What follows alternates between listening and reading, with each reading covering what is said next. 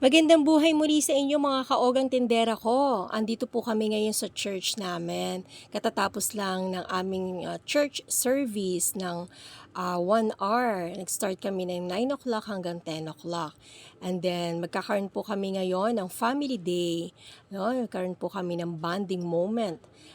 Dahil minsan lang naman po sa isang buwan mangyari yung ganito na family day na magkakasama-sama po ang bawat member at mag-get together, magkakainan, magkakaroon ng mga games at magkakaroon ng mga testimony, magkakaroon po maraming bagay na pwedeng gawin. Magka-bonding lang po ang bawat member at napaka-importante po ang bonding moment po ng bawat isa dahil yan po ay isang magandang pagsasamahan no ng bawat member, sister and brother. No, hindi lang po pupunta ka sa church, magcha-church ka. Siyempre, minsan magkakaroon kayo ng time na mag-bonding or mag-usap, no? Para naman po maging at ease yung ating kalooban sa bawat isa. No, na-open natin, 'di ba? Yung mga saloobin natin. At nakikilala mo ng lubusan yung mga member ng church. At napakaganda po ng bonding moment kasi nga po diyan ko kayo magkakakilanlan at minsan syempre masasabi natin na may bumili kasi mga kaogang. So syempre masasabi natin na pag hindi pa natin nakakausap pa yung isang tao, syempre na ano natin na nagkakaroon tayo ay, suplada siya, ganun. Pero once na nakausap mo na yung tao, ayan, dyan na mag-start yung ating na, ay, okay pala siya, di ba? Kasi minsan nagkakaroon tayo ng yung judgmental agad, di ba? The way they act, the way na parang masungit siya, gano'n, nagja-judge agad tayo. Pero once na nakausap natin yung tao, ay, okay pala siya, no? Mabait pala siya, friendly pala siya katulad ko, yung mga gano'ng bagay ba. So, yun ang para sa akin yung bonding moment, napakahalaga po yun. At para hindi ka na mahihiya sa kanya, i-welcome mo siya, yung mga ganun po ba. Ayan, so may mga free ice snowball kasi may mga nananalo po pag halimbawa nagpa-games po yung aming pastor at mananalo ka po dun sa kanyang games, bibigyan kanya ng premyo, syempre ng prize. Katulad ko, nanalo po ako ng bigas, 5 kg na bigas at saka isang ice snowball. So, yun po yung sa pag-shoot po doon, shoot, nakita niyo naman dun yung games namin. Simple lang pero marami kang maiuwi. No? Ayan, katulad niyan, si Kuya, PWD siya. So, nilapit na lang po yung pagsusyutan niya. Di nakadalawang shoot siya. Parang binibigay na lang din po ng aming pastor. Tulong lang po ba. At walang uuwing luhaan dyan. Lahat po yan meron din po. No? So, ayan guys. Tara, manood po kayo. Samahan niyo po yung aming bonding moment sa aming family day.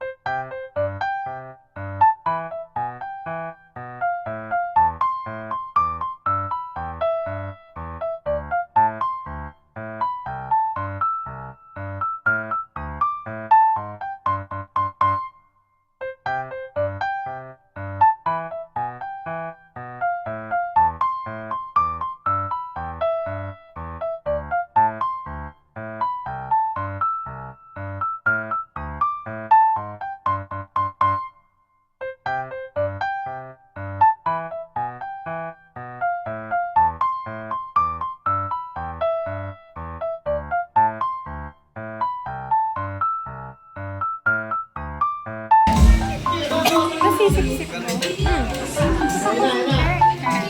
Matigas pa po kasi eh. Nagmamadali ka kasi, mami.